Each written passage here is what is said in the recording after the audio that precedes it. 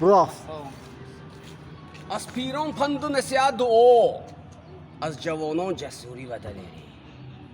شاخ گل بالا رود خم می شود، حیف عمر آدمی تا می رود کم می شود. حیف عمر آدمی اول بهار آخر خزان، این دوره جوانی هم پیشش نمی رود. در این دنیا نه من مانم، نه آن شاه و نه آن سلطان، بیماند جاودان مهر و محبت و خوبی انسان. با قبرستان گذر کردم کم و بیش، بیدیدم قبری ثروتمند و درویش. آنها پیش رفتن جای گرفتن، ما هم میریم. ای خواجه از این کاری جهان چرا بیخبری؟